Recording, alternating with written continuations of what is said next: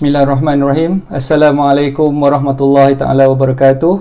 Alhamdulillahirabbil alamin wassalatu wassalamu ala asyrafil anbiya wal mursalin wa ala alihi wasahbihi wa barik wasallim ajma'in. Selamat pagi semua. Apa khabar? Diharapkan semua dalam keadaan sihat walafiat bersama keluarga tersayang. Saya minta maaf banyak-banyak kerana telah terlewat sikit pada pagi ni. Saya janji nak bertemu dengan anda semua pada jam 11 pagi, tapi sekarang ni dah masuk 11.17 minit pagi. Jadi saya terlewat lebih kurang dalam 17 minit. Pagi ni saya terpaksa bergegas keluar sebab ada perkara-perkara yang saya perlu selesaikan. Awal-awal pagi tadi dah tengok senarai barang-barang yang perlu dibeli. Dan ada beberapa perkara yang saya perlu buat. Saya perlu masuk ke pejabat sekejap pagi tadi, sebab ada beberapa cek yang saya perlu keluarkan untuk menyelesaikan bayaran baki harga jual kepada penjual. Loan baru je disburse semalam, dan bila dah disburse tu jadi agak sibuk sikit. Pagi ni terpaksa bergegas ke pejabat. Kita buka file balik, kita tengoklah apa-apa perkara yang perlu diselesaikan di pejabat. Sekejap je, dalam lebih kurang dalam setengah jam je saya di pejabat tadi pagi. Lepas dah selesai je urusan buka cek tu, terus saya berlari pula pergi ke bank. Berlari pergi ke bank, kita masukkan cek-cek yang dah dikeluarkan tu kepada klien. Dan saya harapkan duit-duit tu dapatlah digunakan dengan sebaik mungkin oleh klien-klien saya. Dan akibatnya lepas daripada dah pergi bank tu, baru saya pergi ke kedai. Pergi ke kedai beli barang-barang keperluan. Banyak perkara-perkara yang dah habis kat rumah ni, barang-barang masak. Rumah saya dah senaraikan dah. Alhamdulillah tak fail lah. Semua tu saya tahulah. Mana yang daun kari, mana daun kucai, daun sup, semua tu saya kena bercari kat kedai. Dan baru je selesai shopping, balik ke rumah kena mandi dulu. Mandi dulu, bersihkan badan apa yang patut. Lepas dah bersihkan badan tu, barulah saya dapat buka laptop ni dan ke udara secara live dengan tuan-tuan perempuan semua. Jadi saya minta maaf banyak-banyak, agak terlewat sikit pada pagi ni. Dan saya harapkan tuan-tuan perempuan masih lagi setia menunggu untuk mengikuti kelas online kita pada hari ini, Jumaat 3 hari bulan April 2020. Dan topik yang kita akan bincangkan pada pagi ni adalah berkenaan dengan legal fees dalam urusan jual beli hartanah. Jadi siapa-siapa yang dah join tu, tolong bagi salam macam biasa, macam yang saya selalu war-warkan awal-awal tu. Tolong bagi salam, kenalkan diri, dan kemudian tolonglah sharekan rancangan live ni kepada rakan-rakan anda yang lain. Kita tarik seramai mana yang boleh rakan-rakan kita, supaya mereka juga boleh turut serta dalam rancangan live bersama dengan saya untuk membincangkan topik pada pagi ni, iaitu legal fees dalam urusan jual beli hartanah. Jadi siapa yang dah join tu, tolong bagi komen, tolong saya dah nampak dah. Amirul Aizat dah pun masuk. Waalaikumsalam Amirul, terima kasih. Alhamdulillah, terima kasih Amirul. Amirul tolong sharekan kepada rakan-rakan yang lain. Siapa lagi yang dah join? Saya nampak ada 5 orang kat sini. 5 orang tapi namanya belum appear lagi. Jadi siapa yang dah join tu, saya minta tolonglah, tolong bagi salam dan kenalkan diri anda supaya saya tahu yang anda dah masuk dan anda dah join rancangan live saya pada pagi ni. Tolong sharekan. Sementara tunggu kawan-kawan yang lain masuk tu, tolong sharekan. InsyaAllah kita boleh ramaikan lagi umat yang boleh join kita pada pagi ni lah. KS Property pun dah masuk. Waalaikumsalam. Terima kasih KS Property dah join. Anggun pun dah masuk. Waalaikumsalam Anggun. Terima kasih Anggun. Seperti biasa, Anggun sangat setia bersama dengan rancangan live kita. So Anggun tolong sharekan kepada rakan-rakan yang lain. Jasmine pun dah join. Terima kasih Jasmine. Waalaikumsalam Jasmine. Sihat Jasmine? Saya harapkan semua yang ada dalam rancangan live bersama saya ni semuanya sihat-sihat belaka. Saya tak nak ambil masa panjang pada hari ni. InsyaAllah kita akan cuba selesaikan rancangan live ni sebelum pukul 12 lah. Kita ambil lebih kurang dalam 45 minit. Jadi sementara nak tunggu kawan-kawan yang lain masuk tu, eloklah kalau saya kupas berkenaan, kita recap balik apa yang telah pun kita bincangkan beberapa hari yang lepas. Kalau semalam kita dah bincangkan tentang topik berkenaan dengan stamp duty. Jadi saya harap tuan-tuan perempuan masih lagi ingat apa yang saya pesankan, especially untuk perunding-perunding hartanah di luar sana. Inilah masanya untuk tuan-tuan perempuan memaklumkan ataupun menghebahkan kepada prospek-prospek bakal pembeli, especially pembeli rumah pertama lah, pembeli rumah pertama, untuk mereka ambil peluang dengan adanya premitan ataupun diskaun duty stamp yang telah pun diumumkan oleh Lembaga Hasil Dalam Negeri sejak Januari 2019, tahun lepas lagi dah ada, yang mana premitan ataupun diskaun stamp duty ni hanya akan berlaku sehingga 31 bulan 12 2020 sahaja. Jadi rakan-rakan perunding hartanah mana yang ada pada pagi ni bersama-sama dengan saya, saya harapkan tuan-tuan puan boleh bantu saya, bantu saya untuk sebarkan maklumat tersebut. Kita bantu seramai mana yang boleh bakal-bakal pembeli hartanah, especially pembeli hartanah rumah pertama, untuk mereka mendapatkan seberapa banyak package rangsangan ataupun bantuan yang telah pun diberikan oleh pihak kerajaan. So macam yang saya dah ceritakan beberapa hari yang lepas berkenaan dengan package rangsangan ataupun package prihatin rakyat, package prihatin rakyat, yang mana dalam package prihatin rakyat tu kerajaan telah membelanjakan lebih kurang 250 bilion 250 bilion, termasuklah dengan moratorium daripada Bank Negara Malaysia, termasuklah juga dengan pengeluaran KWSP, dan juga orang kata bantuan sara hidup. So banyak sebenarnya perkara yang telah pun kerajaan berikan kepada kita, cuma kita ni tahu dengan tak tahu je. Jadi tanggungjawab kita sebagai perunding hartanah ni, tuan-tuan dan puan, sepatutnya kena bantu untuk sebarkan, bantu untuk sebarkan, sampaikan maklumat tu kepada mereka di luar sana supaya mereka boleh tahu dan mereka boleh ambil peluang tu dan tidak mensia-siakan apa yang ada lah. Okay, so yang dah join ni, okay, alhamdulillah, Jasmine dah beritahu sihat. Okay, minta tolong siapa yang dah join ni, siapa yang dah join tolong sharekan rancangan live ni kepada rakan-rakan kita yang lain. Okay, berkenaan dengan topik pada pagi ni iaitu legal fees dalam urusan jual beli hartanah. Okay, so kalau kita tengok sebenarnya, sekejap saya akan buka slide saya. Okay, so legal fees dalam urusan jual beli hartanah ni kita akan discuss, kita akan orang kata bincangkan berkenaan perkara-perkara yang tuan-tuan puan perlu tahulah bila nak engage ataupun nak lantik peguam hartanah untuk menguruskan urusan jual beli hartanah.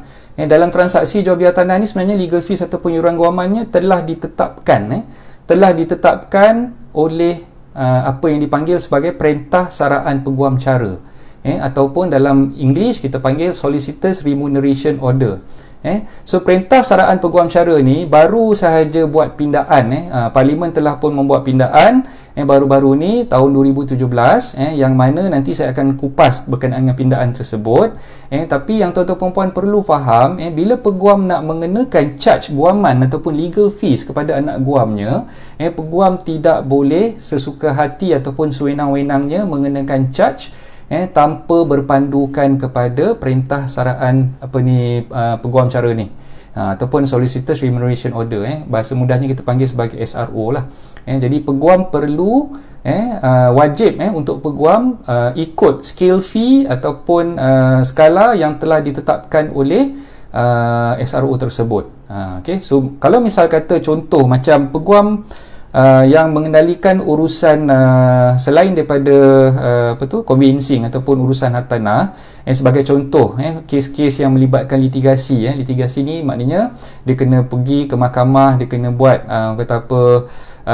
kes civil ataupun kes kriminal. Okay, so yang tu tak tertakluk kepada perintah saraan peguam cara.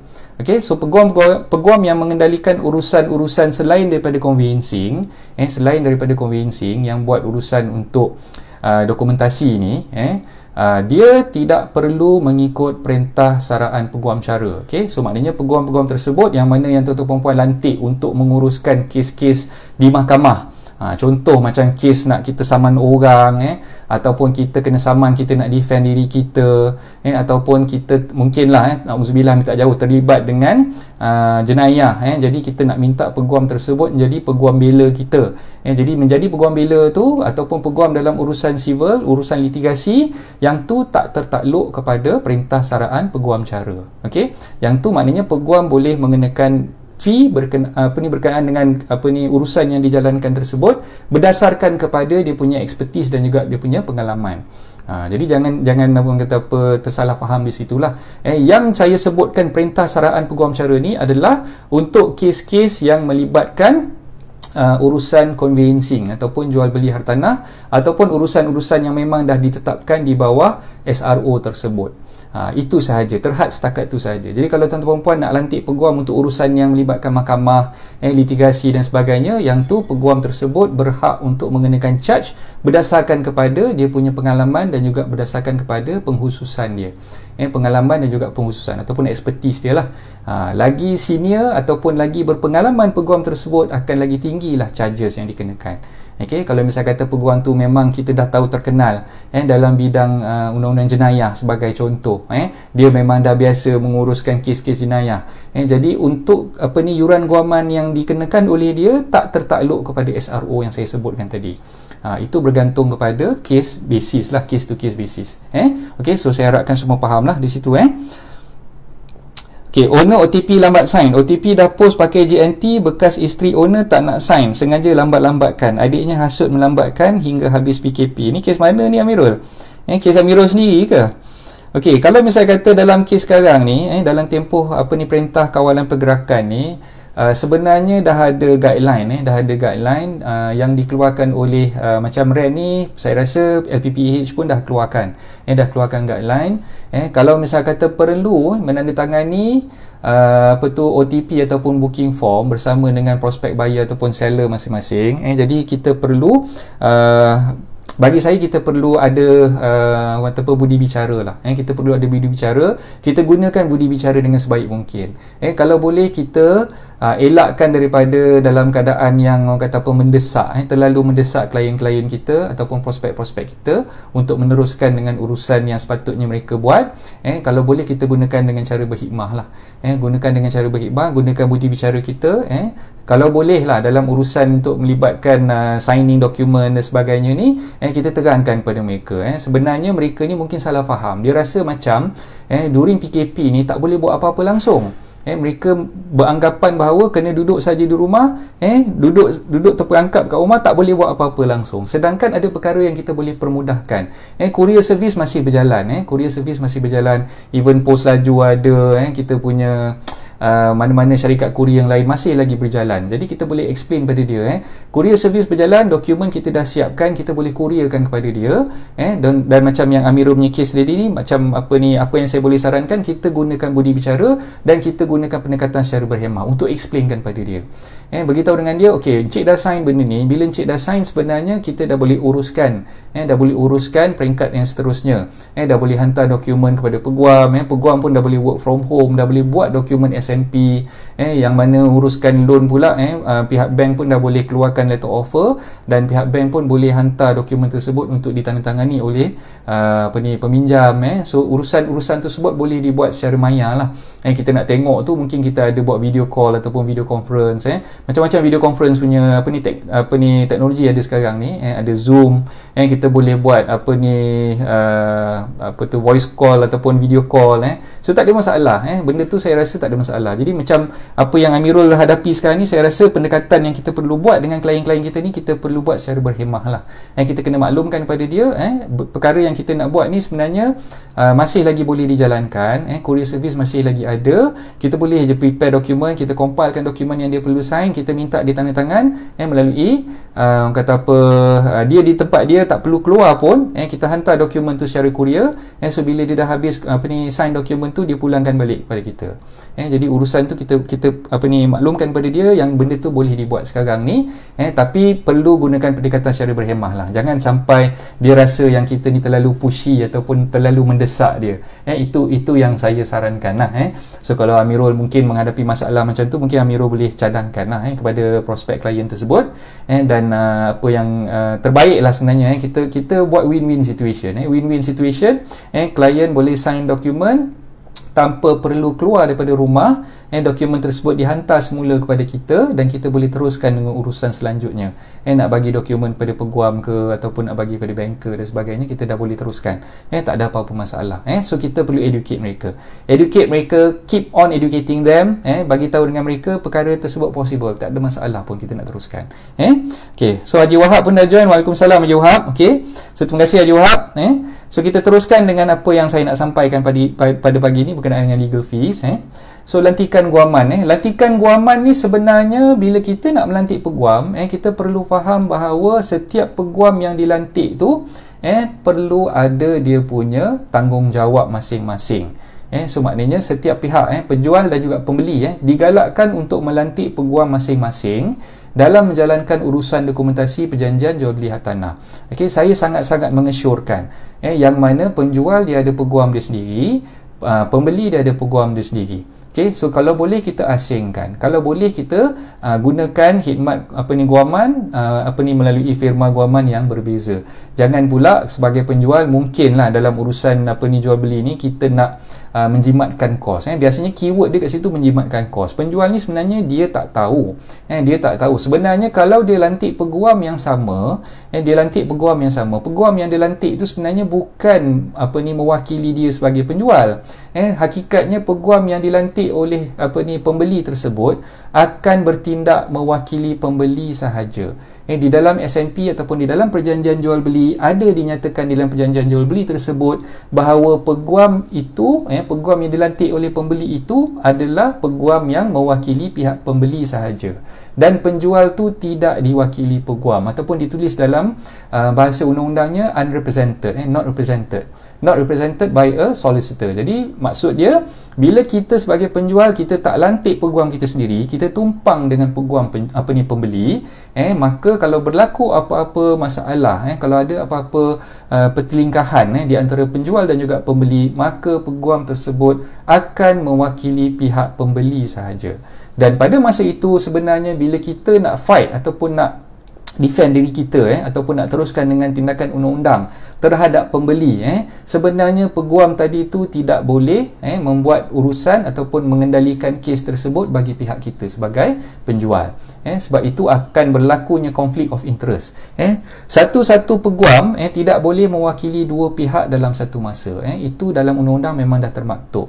Even dalam SRO yang saya sebutkan tadi, akta saraan peguam syara tersebut pun ada dinyatakan satu peguam tidak boleh mengendalikan urusan pihak-pihak yang sama dalam satu masa. Makanya urusan untuk pembeli diuruskan oleh peguam pembeli tersebut, manakala urusan untuk pihak penjual, peguam yang mewakili pihak pembeli tadi tu hanya membantu dalam meneruskan ataupun membuat urusan-urusan berkenaan dengan ada beberapa perkara sahaja yang mewakili untuk yang dia buat untuk pihak penjual tadi. So maknanya dalam apa-apa urusan sebenarnya saya nak bagi tuan-tuan perempuan ni nampak jelas. Sebenarnya bila kita ada peguam kita sendiri, kita lebih secure, dan kita tak rasa ada berat sebelah dan sebagainya lah. Nanti saya akan terangkan kenapa tuan-tuan perempuan perlu ada peguam masing-masing.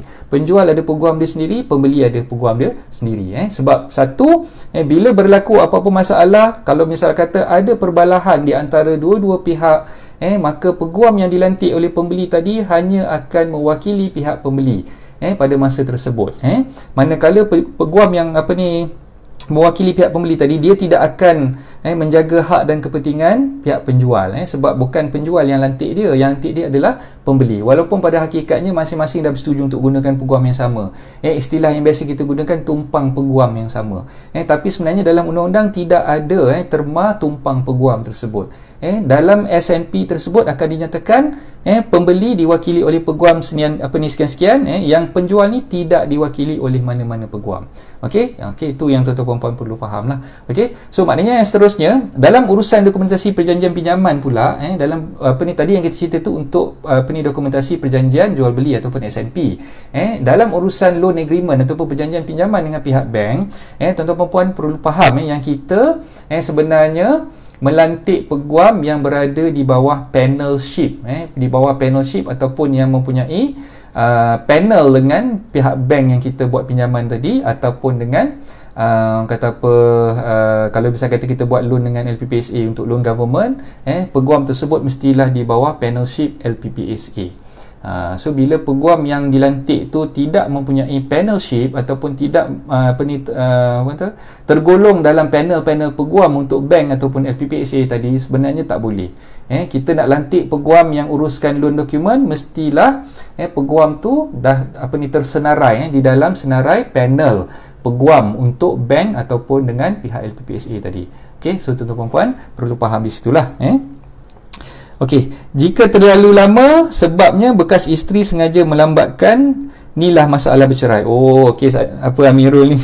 Complicated lah pula So bila complicated, ada perceraian dan sebagainya ni, saya rasa yang ni agak sukar sikit. So maknanya dari segi orang kata apa, masa yang telah ditetapkan, kalau kita ikut okey, mungkin Amirul boleh share dengan saya kejap lagi lepas habis siaran live ni. Amirul boleh call saya ataupun boleh WhatsApp dengan saya, so boleh tunjukkan kepada saya lah, WhatsApp kepada saya dia punya apa, booking form tersebut, jadi kita boleh berbincang lanjut lah nanti, kita boleh sembang panjang. Okay Amirul, so sabar-sabar, jangan apa ni panas-panas dulu pagi-pagi ni, walaupun tengah panas sekarang ni, tapi jangan panas-panas dulu, kita relax, kita relax, ambil nafas, ambil nafas, lepas, ambil nafas, lepas. Okay Amirul, okay, so relax dulu, so kejap lagi kita sembang. Okay, alright, so kita teruskan dengan slide seterusnya.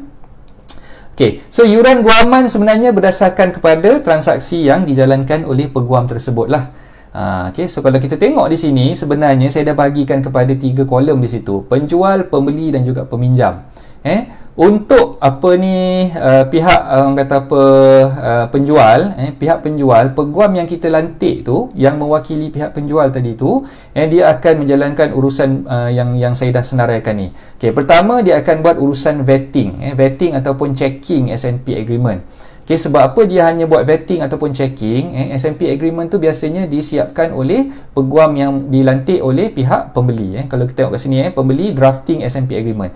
Jadi bila pembeli punya peguam dah prepare ataupun dah draft S&P agreement tersebut, dia akan emailkan, akan hantarkan sesalinan draft S&P yang telah peguam pembeli tadi disiapkan, dia akan hantarkan kepada peguam pihak penjual.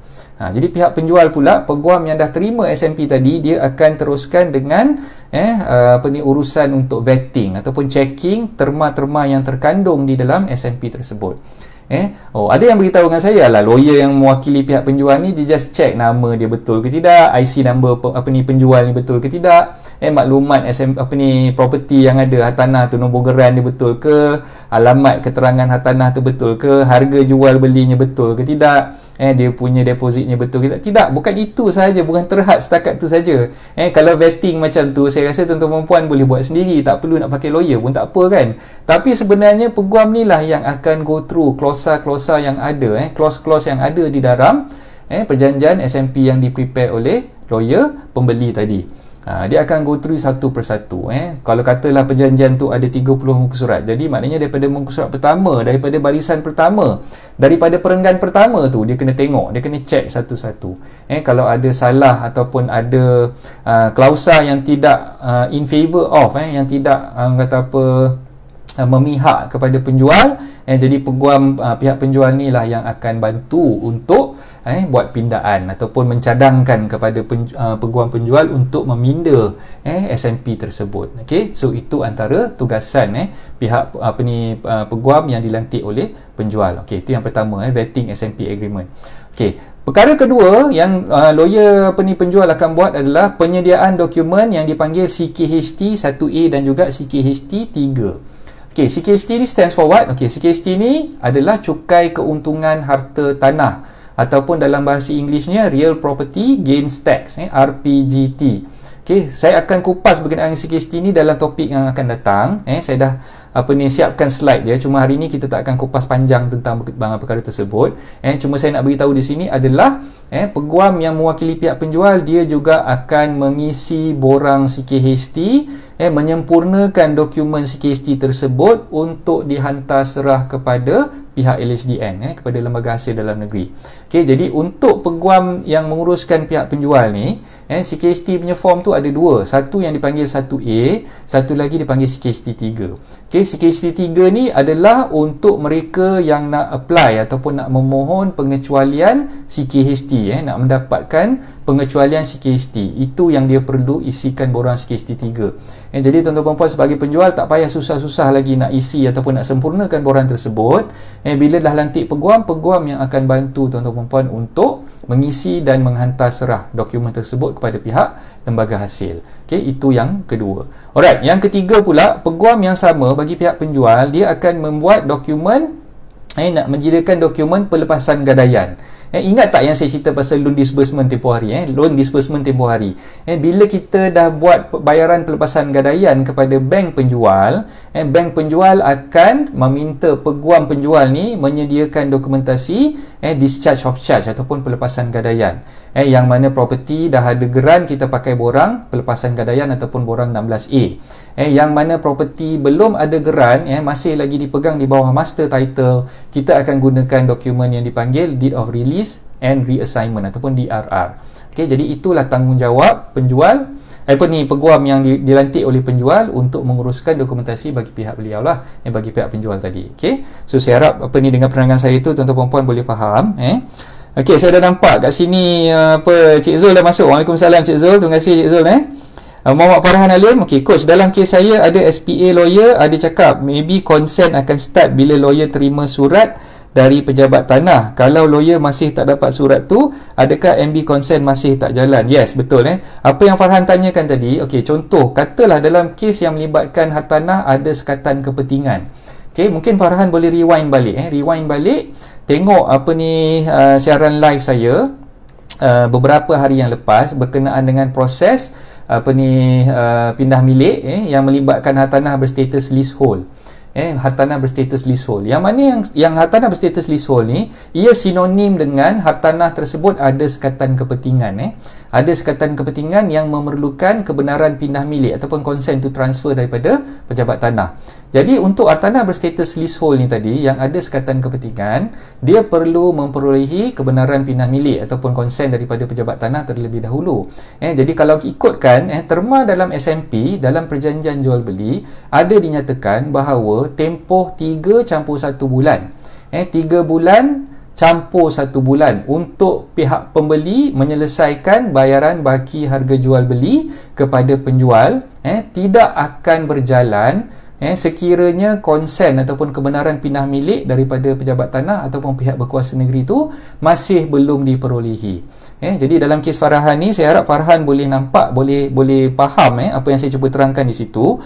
Maka bila katalah hartanah yang mempunyai sekatan kepentingan yang memerlukan konsen to transfer daripada pejabat tanah, kita perlu tunggu konsen daripada pejabat tanah dapat dulu. Okey, konsen punya application ni nak buat masa bila? Bila kita dah sign SMP. Bukan sebelum sign SMP kita apply consent. Kena faham kat situ. Kita apply consent kepada pejabat tanah selepas SMP tu dah ditandatangani dan dimatikan stamp. So bila dah stamping, kita dah stampkan dokumen tu, kita compilekan. Dia ada compilation of documents yang kita perlu serahkan kepada pejabat tanah. Ada macam-macam dokumen lah yang saya boleh sebutkan kat sini. Antaranya adalah salinan perjanjian jual beli yang dah di stamping, salinan IC penjual dan juga pembeli, salinan surat tawaran pinjaman daripada bank, salinan carian rasmi daripada pejabat tanah pun kita kena lampikan. So bila dah compilekan semua dokumen-dokumen ni, lupa satu lagi, cukai tanah, cukai tanah dan juga cukai pintu. Cukai tanah dan cukai pintu yang terkini yang telah berbayar. Jadi semua dokumen-dokumen ni kita dah compilekan. Kita dah compilekan, lawyer yang akan bantu untuk submit ke pejabat tanah. Dan lawyer kat sini, lawyer mana? Lawyer yang uruskan tu adalah lawyer bagi pihak penjual. Kalau penjual tu diwakili oleh peguam dia sendiri, maka peguam yang mewakili penjual tu yang akan compilekan dokumen, yang akan serahkan dokumen tu kepada pejabat tanah. Okey, kalau katalah penjual tu tidak diwakili peguam, dia tumpang peguam pihak pembeli, maka peguam pihak pembeli inilah yang akan uruskan untuk dapatkan consent ataupun submit consent application tu ke pejabat tanah. Okey, jadi boleh nampak tak kat situ kenapa saya syorkan tuan-tuan puan-puan, penjual ada lawyer dia sendiri, pembeli ada lawyer sendiri. Kalau katalah penjual ada lawyer dia sendiri, maka urusan untuk dapatkan consent ni boleh dipercepatkan. Kalau katalah kita serahkan bulat-bulat pada lawyer pembeli ni mungkin dia rasa macam bila dah sign aja SMP, dah matikan stamp ni, okey, mungkin pembeli ada hint dia. Okey, tuan boleh tak tuan delaykan sikit, lambatkan sikit submit application untuk consent ni, sebab saya punya duit untuk bayar baki harga jual ni tak cukup lagi. Tu sebagai contoh lah. So maknanya bila peguam tu mewakili pihak pembeli, dia boleh ada unsur-unsur untuk melewatkan perkara tersebut. Sebaliknya kalau kita ada peguam kita sendiri, penjual ada peguam kita sendiri, so bila dokumen tu dah ready, kita terus compilekan dokumen tu, kita terus hantarkan. Tak payah nak delay lagi. Kat situlah perkara yang kita perlu fahami lah. Bila ada peguam sendiri, penjual boleh percepatkan urusan untuk dapatkan konsen tu. Dan lawyer kita sebagai penjual, kita boleh follow up dengan lawyer kita sendiri dan minta lawyer kita push pejabat tanah untuk cepatkan.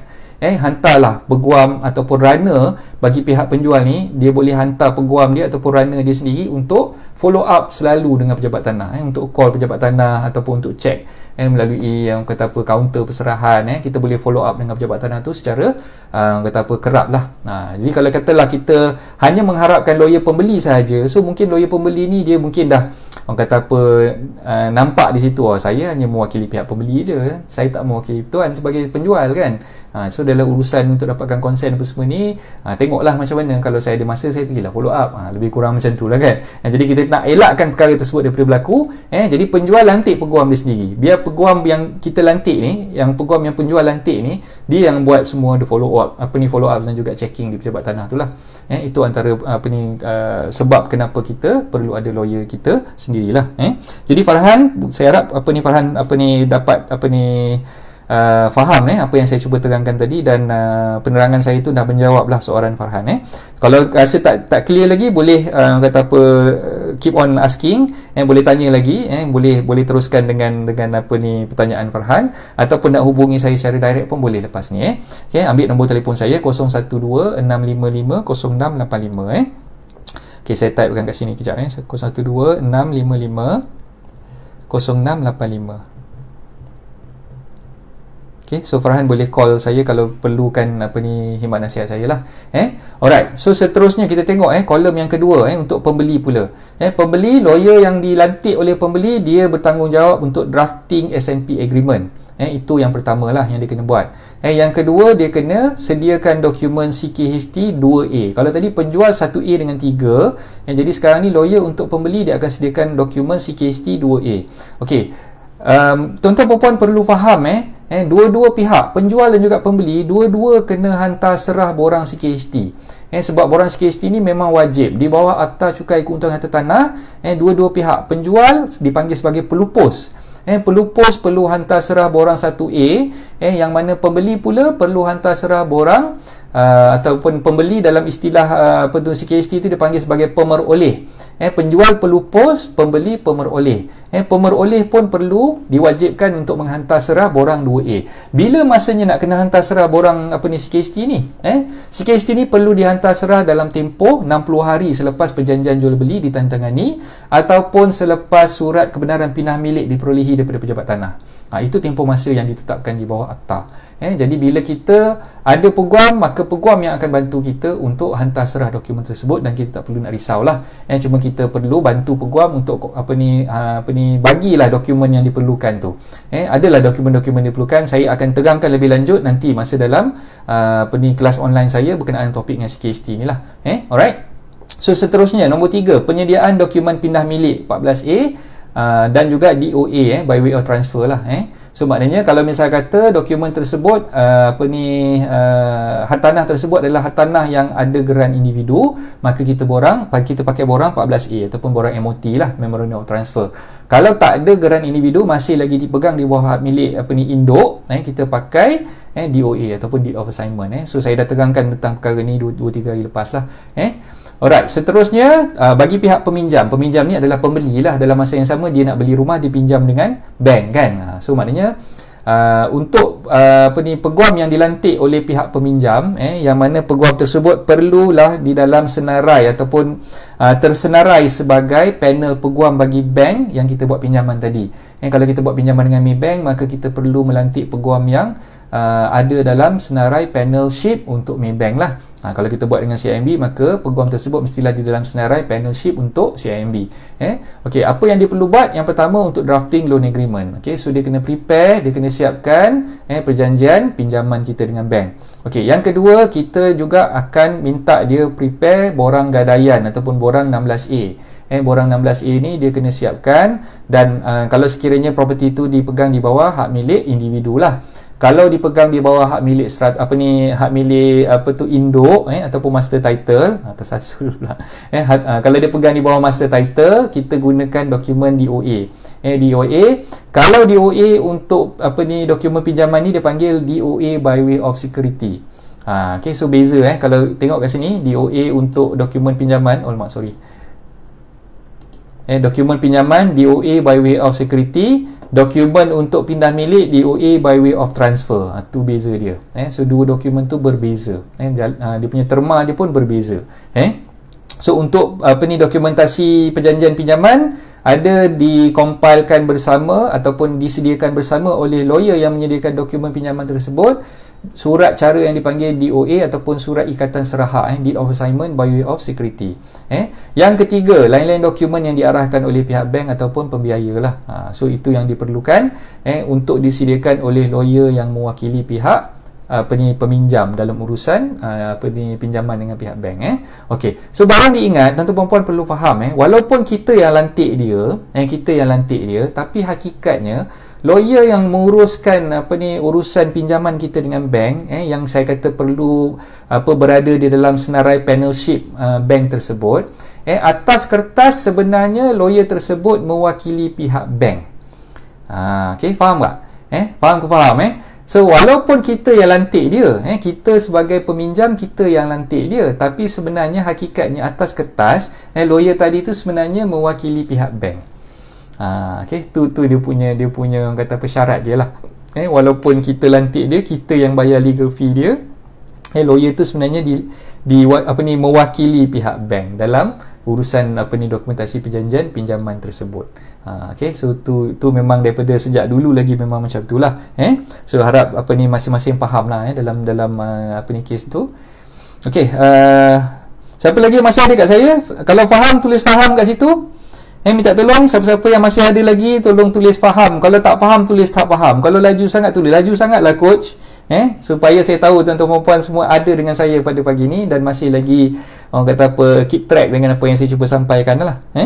Okey, kalau tak faham, tulis tak faham. Kalau faham, tulis faham. Haji Wahab ada lagi, Haji Wahab. Jasmine ada lagi, Anggun ada lagi. Okey, siapa-siapa yang ada lagi dengan saya ni tolong tulis. Faham, mantap. Okey, terima kasih Amirul. Okey, yang lain-lain macam mana? Amirul ni memang saya tahu dia sentiasa faham. Amirul ni Amirul ni special sikit. Apa-apa yang saya terangkan semua dia faham. Alhamdulillah, terima kasih. Memang cepat pick up Amirul ni, bagus. Saya tabik spring kat Amirul. Okey, yang lain-lain macam mana? Okey, kita teruskan dengan kita punya slide yang seterusnya, iaitu jadual pengiraan scale fee. Okey, kalau ada yang tak faham tu tolong maklumkan kepada saya. Nanti saya boleh rewind balik ke belakang. Saya boleh rewind balik ke belakang, saya boleh terangkan dengan lebih jelas lah. Okey, so kalau tuan-tuan puan tengok dalam slide saya yang sekarang ni, jadual pengiraan ataupun scale fee guaman. Macam saya dah beritahu tadi semua peguam wajib mengikut scale fee yang telah ditetapkan di bawah SRO ataupun Solicitors Remuneration Order, perintah saraan peguam cara yang dah ditetapkan oleh majlis peguam tadi tu. Kalau misal kata ada lawyer-lawyer yang tak ikut scale fee ni, sebenarnya lawyer tu telah melanggar perintah tersebut dan melanggar akta. So tidak boleh tidak setiap lawyer dia perlu ikut sebiji-sebiji scale fee yang telah ditetapkan oleh majlis peguam. Dia tak boleh nak langgar scale fee yang dah ditetapkan tersebut. Okey, so apa yang dimaksudkan dengan scale fee di situ? Jadi pengiraannya macam mana? Okey, nombor 1 untuk hartanah berharga 500,000 dan ke bawah. 500,000 dan ke bawah, dia punya peratusan ataupun scale fee dia adalah 1% daripada harga hartanah tersebut. Jadi kalau misal kata hartanah tersebut berharga 500,000, maka yuran guaman yang tuan-tuan puan perlu jelaskan, perlu bayar kepada peguam adalah 5,000, which is 1% daripada harga jualan tadi ataupun harga belian tadi. Okey, selepas tu kalau misal kata hartanah tersebut berharga lebih daripada 500,000, maknanya 500,000 yang berikutnya tu dia kalikan dengan 0.8% pula. Jadi kalau tuan-tuan puan tengok, makin tinggi harga jualan ataupun harga belian hartanah tersebut, semakin kuranglah dia punya peratusannya, semakin rendahlah peratusannya.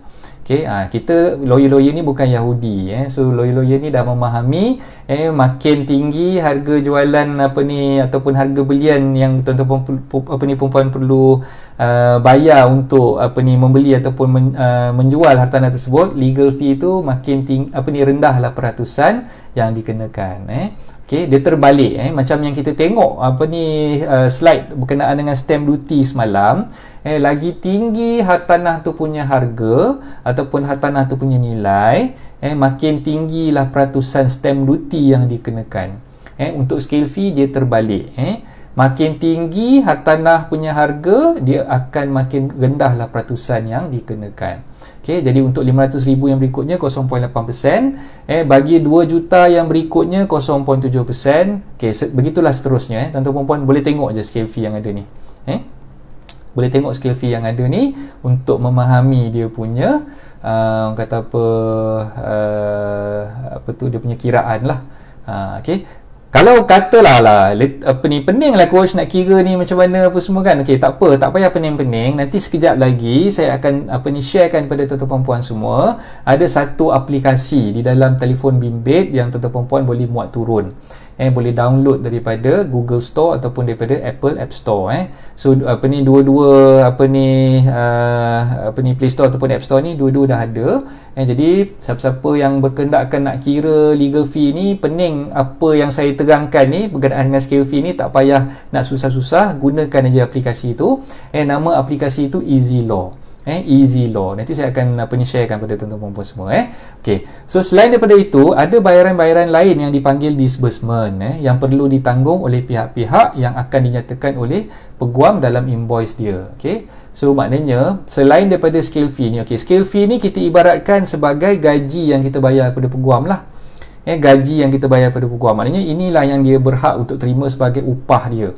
Scale fee ni sebagai upah peguam tu. Okey, tapi on top of upah ni tadi, on top of scale fee yang dikenakan ni tadi, peguam-peguam boleh mengenakan bayaran tambahan yang kita panggil sebagai disbursement. Okey, apa yang dimaksudkan dengan disbursement tu? Disbursement adalah bayaran tambahan yang perlu dibayar kepada pihak lain, termasuklah bayaran carian tanah, carian kebankrapan, bayaran stamp duty, stamping SPA, fee pendaftaran kat pejabat tanah, travelling expenses, runner naik motor, apa semua tu kena bayar, semua tu kena bayar. Travelling expenses ni bukan bermaksud lawyer tu pergi attend signing dengan tuan-tuan puan, itu sahaja, terhad setakat tu saja. Banyak lagi perkara lain. Runner bawa motor hantar surat, runner bawa motor pergi pejabat tanah, pergi buat carian, pergi daftarkan pindah milik, pergi ke bank hantar serah dokumen loan, macam-macam perkara yang runner perlu buat, dan itu semua termasuk dalam travelling expenses.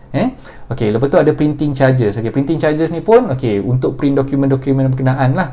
Dan barang diingat, ada sesetengah bank bagi peguam yang mengendalikan urusan pinjaman dengan pihak bank, pihak bank dah mengenakan standard printing charges, yang mana peguam perlu membeli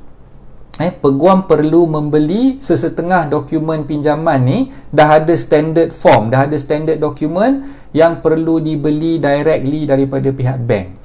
Jadi bila peguam perlu beli dokumen tersebut, pihak bank dah kenakan bayaran. Untuk dokumen loan agreement sekian-sekian, harganya berapa, so kena bayarlah kepada bank. So kita perlu download dokumen tersebut dan kita perlu printkan. So macam bank dah buat meniaga pula kat situ, bank jual pula dokumen tu pada peguam, yang mana peguam bila dah kenakan charges tu, peguam akan pindahkan charges yang dikenakan tu kepada anak guam dia lah. Maka tuan-tuan puan sebagai peminjam, tuan-tuan puan perlu bear the cost. Kena bear the cost, kena bayar kepada peguam, untuk peguam bayar kepada pihak bank untuk dapatkan dokumen perjanjian pinjaman tadi tu. So itu antara perkara-perkara yang dikenakan. Selain daripada itu, apa? Miscellaneous charges. Miscellaneous charges ni apa yang tuan-tuan puan perlu faham? Sebut betul-betul miscellaneous charges. Miscellaneous charges ni sebenarnya bayaran-bayaran tambahan ataupun bayaran-bayaran sampingan yang lain. Contoh macam telefon call, facsimile transmission, ataupun mungkin kos-kos yang melibatkan kata apa, swearing dengan pejabat Commissioner 4O, dengan Commissioner 4O untuk swearing attend dokumen tersebut, perlu dicop sujai sumpah. So perkara-perkara macam tu dikonsiderkan sebagai miscellaneous charges lah. Dan dia masuk sekali dalam charges yang dikenakan oleh pihak peguam kepada anak guam dia lah, yang perlu dibayar oleh anak guam. So Haji Wahab pun dah tulis faham kat situ. Terima kasih. Saya tumpang belajar dengan Coach Isaac. Belajar, semua orang boleh belajar. Nak istiqomah tu bukan semua boleh, semua orang boleh buat kan. Ya, betul. Terima kasih Amirul, setia dengan saya tiap-tiap pagi. Amirul ada, bagus, saya sayang Amirul. Terima kasih banyak-banyak. So itu yang tuan-tuan perlu faham lah. Maknanya yang saya terangkan tadi, ulang balik lagi sekali, scale fee yang ditetapkan oleh Solicitors Remuneration Order ataupun perintah saraan peguam cara, berdasarkan kepada pengiraan yang saya dah nyatakan di sini. Lagi tinggi harga jual beli, maka lagi tinggi lagi rendahlah dia punya percentage. Terbalik berdasarkan kepada penerangan saya semalam untuk stamp duty, lagi tinggi harga nilaian hartanah tu, maka lebih tinggilah percentage yang dikenakan. Tapi untuk scale fee guaman dia terbalik, lagi tinggi dia lagi rendah sikit dia punya peratusan dia. Okey, dan untuk dokumentasi pinjaman untuk loan agreement, pengiraan dia pun sama je. Pengiraan dia sama. Untuk S&P pun sama ikut scale fee ni, untuk pinjaman pun sama ikut scale fee yang dikenakan ni. Okey, so kena faham kat situ. Dan tak perlu risau, cara pengiraan ni ada kalkulator yang saya boleh sharekan kepada tuan-tuan dan puan. Kejap lagi saya akan kongsikan apa nama aplikasi tu. Aplikasinya adalah Easy Law. Easy Law, EASYLAW. Boleh download Easy Law daripada Google Play Store ataupun Apple App Store, dan boleh gunakan kalkulator tersebut untuk membuat pengiraan yuran guaman. Bukan yuran guaman saja, dia boleh tolong kirakan sekali. Untuk stamp duty dia boleh kirakan, untuk scale fee yuran guaman dia boleh kirakan, untuk disbursement dia boleh tolong kirakan, macam-macam perkara lagi dia boleh masukkan dalam tu. Nanti saya akan sharekan dia punya gambarnya tu. Alright, so kita teruskan dengan slide berikutnya. Okey, saya rasa mungkin tuan-tuan perempuan tak berapa jelas nampak, sebab saya dah semalam bila saya buat slide ni, saya cuba nak kompreskan. Saya cuba nak kompreskan, tapi ini yang paling terbaik yang saya boleh tunjukkan pada tuan-tuan puan semualah. Ini adalah contoh yuran guaman ataupun invoice yang dikeluarkan oleh firma saya. Kalau tuan-tuan tengok kat situ, untuk penjual, ini vendor untuk penjual. Untuk penjual, invoice yang dikenakan adalah seperti berikutlah. Yang ni contohnya, kalau katalah property tersebut berharga 370,000. 370,000. Untuk sale and purchase agreement, kalau saya mewakili pihak penjual, dalam transaksi jual beli ni tadi, saya akan mengenakan charge untuk penjual tersebut berdasarkan kepada scale fee yang telah dikenakan ataupun yang telah diwajibkan oleh SRO yang saya nyatakan tadi. Jadi kalau tuan-tuan tengok, bahagian ni ada dua, bahagian A dan juga bahagian B. Bahagian A ni yang kita panggil sebagai professional charges. Professional charges. Itu untuk bahagian A lah. Manakala di bahagian bawah ni, bahagian B yang saya sebutkan tadi sebagai disbursements. Disbursement ni kita letakkan dia bahagian B.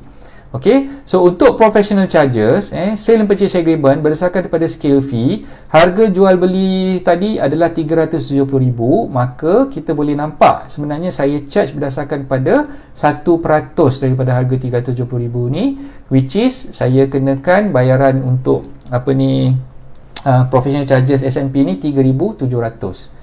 3,700. So nampak kat sini 3,700. Itu untuk SPA lah, untuk saya prepare SPA.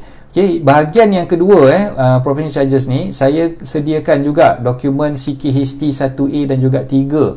Jadi untuk dokumen CKHT 1A dan juga 3 ni saya kenakan yuran guamannya 300, dia punya professional charges.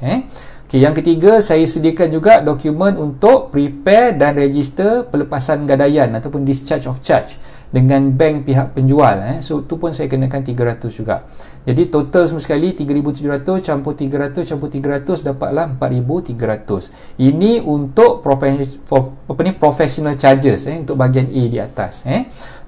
Yang kedua, yang bahagian bawah ni, bahagian B ni, untuk disbursement. Disbursement tuan-tuan tengok kat sini, stamping. Stamping apa yang saya perlu stamping? Discharge of charge. Discharge of charge saya charge dia RM10. Ini berdasarkan kepada pengenaan bayaran stamping di lembaga hasil dalam negeri lah, untuk RM10 tadi tu. Yang kedua, untuk pendaftaran, registration fee, discharge of charge ni, bayaran tu dibuat di mana? Di pejabat tanah. Kalau tadi stamping kita buat dekat LHDN, bayaran pendaftaran untuk pelepasan gadaian ni kita buat di pejabat tanah, bayaran tu RM60. Lepas tu ada borang 30A. Borang 30A ni untuk apa? Borang 30A ni biasanya untuk loan LPPSA lah. Loan LPPSA. Dalam kes ni peminjam dia buat pinjaman dengan LPPSA, jadi kita perlu daftarkan borang 30A RM120. Lepas tu ada consent to transfer, application fee, registration fee. Yang ni saya tak kenakan apa-apa charge pada dia lah. Land search, official land search kita kenakan RM30, travelling expenses 300, Printing charges RM50, miscellaneous RM50. So inilah dokumen-dokumen ataupun kerja-kerja yang saya perlu buat bagi pihak penjual dan saya masukkan di bahagian disbursement di sini. Kamarul Aman duk diam-diam dengar. Oh, siapa Kamarul Aman ni? Ada ke? Saya minta maaf lah, saya tak perasan nama Kamarul Aman tu. Okay, means makin tinggi nilai hartanah semakin rendah skala yuran guaman. Ya coach, ya betul. Makin tinggi nilai hartanah makin rendah lah dia punya scale dia. Macam tadi saya kira untuk 500,000 yang pertama 1%, lepas tu masuk 500,000 yang kedua dia kalikan dengan 0.8%. Ikut je jadual tu. Ikut jadual tu makin rendah tu, makin tinggi harga hartanah tu makin rendah lah dia punya percentage yang dikenakan lah. Okay, so ini contoh untuk legal fee yang dikenakan kepada pihak penjual ataupun vendor. Okay, seterusnya untuk purchaser, untuk pembeli pula. So contoh legal fee yang dikenakan untuk purchaser ni, okay, kalau katalah dalam kes ni saya mewakili pihak purchaser, saya mewakili pihak pembeli. Okay, untuk urusan jual beli ni, okay, harganya sama juga RM370,000. Sale and purchase agreement untuk 1% daripada RM370,000 tu adalah RM3,700. Jadi untuk purchaser juga saya akan sediakan borang CKST 2A. Untuk purchaser 2A, 1A untuk penjual, 1A untuk penjual, 2A untuk pembeli lah. So 300 juga untuk bayar kos guamannya. So total semua sekali 3,700 campur 300 dapat 4,000 kat situ. Okey, lepas tu sale and purchase agreement, okey, ada 4 set kali dengan 10 dapat RM40. Sebab satu kopi RM10 kalikan dengan 4 set. So kalikan dengan 4 set dapat RM40 lah di situ untuk stamp SMP, perjanjian jual beli.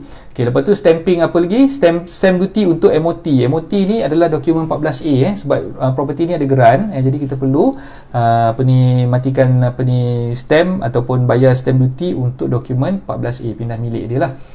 Dan nampak tak kat sini? Semalam saya dah terangkan, lawyer akan tulis kat situ subject to valuation. Subject to valuation. Sebab apa? Dia bergantung kepada valuation yang dikeluarkan ataupun taksiran yang dikeluarkan oleh lembaga hasil dalam negeri. Bila kita dah prepare dokumen 14A, kita kena hantar untuk pihak LHDN buat dia punya taksiran. Itulah proses yang dipanggil sebagai proses adjudikasi ataupun adjudication. Bila dah buat adjudication, lembaga hasil akan keluarkan notis taksiran duty stamp. Dah dapat notis taksiran duty stamp tu, barulah kita boleh finalizekan berapa sebenarnya jumlah yang perlu dibayar oleh pembeli kepada lembaga hasil melalui peguam. Okay, jadi dalam urusan nak prepare quotation ni, saya estimate aja dulu. Saya estimatekan berdasarkan kepada pengiraan harga 370,000 tadilah. Okay, so kalau tuan-tuan mahu tengok kenapa pengiraan dia 1,400, sepatutnya dia akan jadi 6,400 lah, sebab 370,000 kan. Macam saya dah cerita semalam, untuk stamp duty 100,000 yang pertama 1%. 100,000 yang pertama 1% adalah 1,000 lah. Lepas tu yang berikutnya sampai 500,000 ataupun 400,000 yang berikutnya tu dikalikan dengan 2% pula. Jadi maknanya untuk 270,000 kalikan dengan 2%, dapatlah kat situ 5,400. Campurkan yang 1,400 yang sebelum tu. Campurkan 1,000 yang sebelum tu. Jadi 1,000 yang untuk first 100,000 tu 1,000, campurkan dengan 5,400 untuk yang second 270,000 punya stamp duty, dapatlah jumlahnya 5,400 campur 1,000 dapatlah 6,400. Tapi kenapa saya tulis kat situ 1,400? Sebab ini quotation ni adalah untuk pembeli rumah pertama. So klien saya ni dia beli rumah kali yang pertama, jadi dia dapat peremitan ataupun diskaun untuk stamp duty. So bila dapat peremitan ataupun diskaun untuk stamp duty, dia ingat tak semalam saya dah terangkan, untuk hartanah berharga 300,000 ke 500,000 ada diskaun stamp duty sebanyak RM5,000. Ada diskaun stamp duty sebanyak RM5,000. Jadi bila dapat diskaun stamp duty sebanyak RM5,000 daripada yang asal kita kenakan tadi 6,400, tolak RM5,000, tinggallah RM1,400. So itu yang justify kan kenapa jumlah yang saya letakkan kat sini 1,400 lah. Boleh nampak ke slide ni? Tuan-tuan boleh nampak ke slide yang saya tunjukkan ni?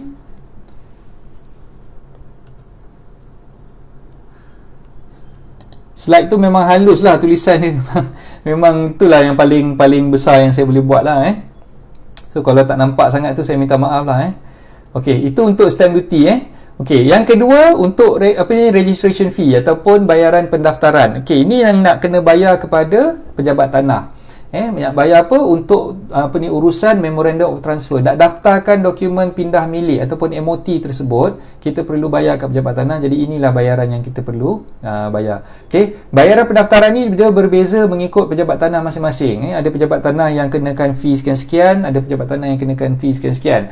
Biasanya pejabat tanah dia akan ikut nilaian hartanah tersebut. Lagi mahal hartanah tersebut, lagi tinggilah bayaran yang perlu dibayar. Okey, itu untuk bayaran pendaftaran yang kita perlu bayar ke pejabat tanah. Okey, yang ketiga land search. Okey, land search ni carian tanah. Yang keempat the formation fee. Ini untuk cop persetujuan sumpah. Travelling expenses untuk runner saya pergi ke pejabat tanah, pergi ke lembaga hasil, pergi ke bank dan sebagainya. Printing charges ni untuk kita buat printing, dan last sekali miscellaneous RM50.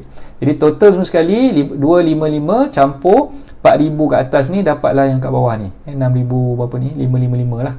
RM6,555. Ini dah termasuk semua sekali. Okey, jadi ini kos ataupun yuran guaman sekiranya saya mewakili pihak pembeli.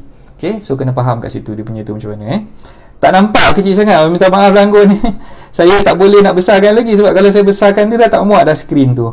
Jadi saya gunakan ni tak apa, penerangan saya tu saya dah sentuh satu-satu tu. Saya harap siapa-siapa yang ada pen dengan kertas tu boleh catatkan apa yang saya terangkan. Jika RM5,000 hingga Disember 2020. Yes, betul. So penjimatan untuk diskaun, harga hartanah berharga 300 ke 500,000. Untuk 300,000 ke bawah percuma, tak kena stamp duty, di-wavekan 100%. Untuk hartanah berharga 300 ke 500,000, stamp duty-nya dibagi diskaun sebanyak RM5,000. Jadi kena beli cepat-cepat. Anggun kalau ada nak beli rumah, boleh beli sekarang Anggun. Kumpul duit cepat-cepat sebelum 31 bulan Disember 2020. So kawan-kawan ni je nak tanah yang lain, harap faham, rebut peluang ni, bagi tahu dengan klien masing-masing, bagi tahu dengan prospek masing-masing, sehingga 31 Disember 2020 sahaja. Untuk hartanah berharga 300,000 ke bawah tak ada stamp duty untuk rumah pertama. Untuk hartanah berharga 300 ke 500,000, dia ada diskaun RM5,000 untuk stamp duty tu. So maknanya dalam kes ni rumah tu berharga 370,000, jadi klien saya layak untuk dapat permitan sebanyak RM5,000. Jadi dia kena bayar RM1,400. Kalau tidak, dia kena bayar RM6,400. Dia dapat jimat RM5,000 kat situ. Banyak tu RM5,000 kan, macam-macam boleh beli. Okay, so yang Amirul tulis ni betul lah tu. Alright. So kalau tengok daripada sini, kalau tak faham, nanti ada masa nak minta saya tolong buatkan quotation, tak ada masalah, boleh contact saya. Boleh contact saya boleh preparekan quotation, saya boleh bagi dalam bentuk Excel format macam ni. Saya boleh bagi tuan-tuan perempuan semua. Okay, so tadi saya dah janji nak sharekan kata apa dia punya slide untuk gambar untuk Easy Law tu kan, Easy Law punya apps tadi tu. Kejap saya tunjukkan dia punya ni.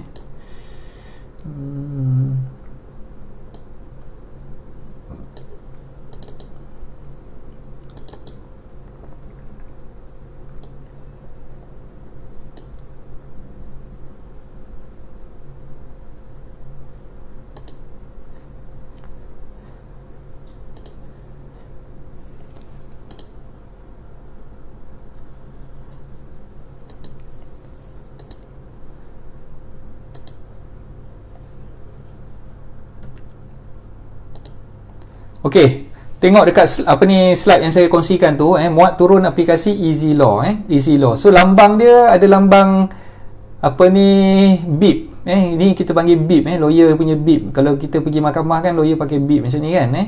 So Easy Law, boleh muat turun daripada Google Play Store ataupun Apple App Store. So ni dia punya website dia lah, https www.easylaw.com.my ni. So nanti dekat dalam tu tuan-tuan perempuan boleh play around lah, tengok macam mana aplikasi Easy Law tu. Senang je sebenarnya nak guna.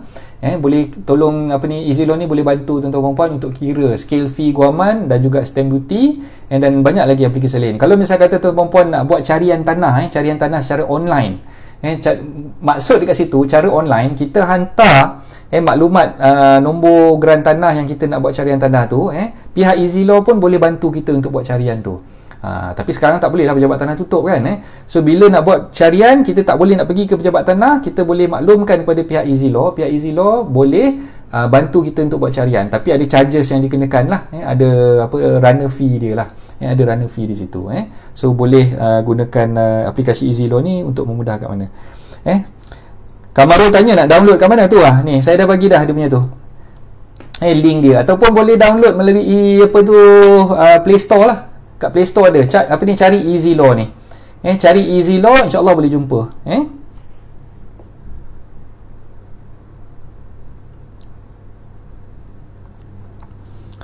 Tu Amirul dah begitu, nanti aku tag kau tak apa, nanti Amirul tolong. Okay, kalau Kamarul tak download lagi, boleh masuk je Play Store, type je EasyLaw. EasyLaw tu insyaAllah jumpalah. Ni EasyLaw, ataupun boleh masuk kat dia punya website ni, easylaw.com.my ni. Okay, so kita balik semula kepada slide saya yang awal-awal tadi.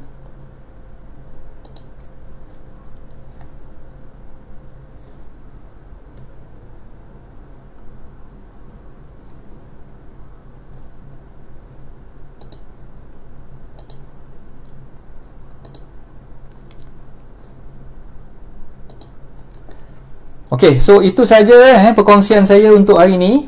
Jadi saya harapkan tuan-tuan puan boleh fahamlah apa yang saya kongsikan sekejap tadi.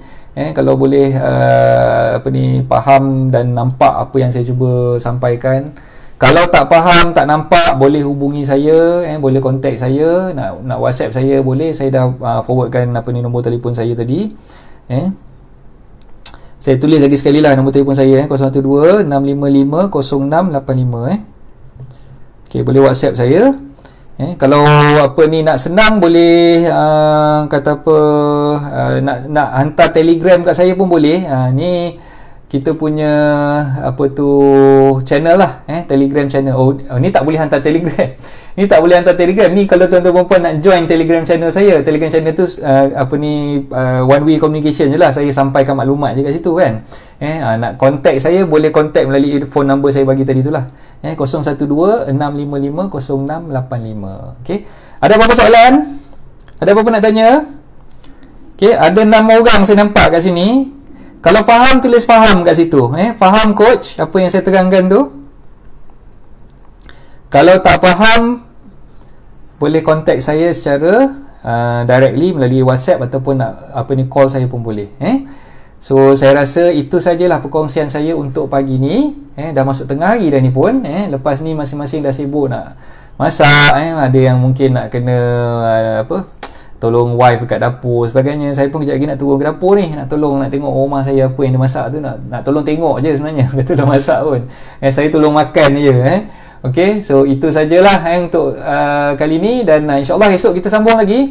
Esok kita balik semula ke pukul 10. Esok saya tak ada apa-apa. Pagi macam biasa pukul 10 kita akan mulakan kelas kita. Okey, topik apa yang kita nak bincangkan esok? Esok kita akan bincangkan tentang CKHT, cukai keuntungan harta tanah.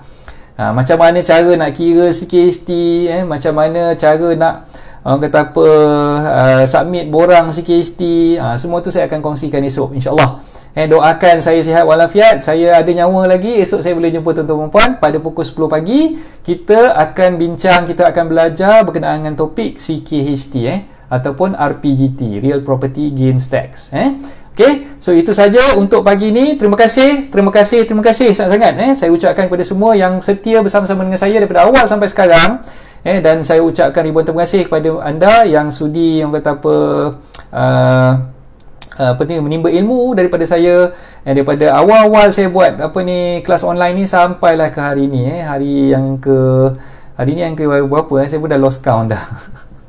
Okay, daripada 19 bulan itu kita dah start kan. Okay, tak apa, insyaAllah sepanjang tempoh PKP ni saya akan menemani tuan-tuan puan semua setiap pagi pada jam 10 pagi.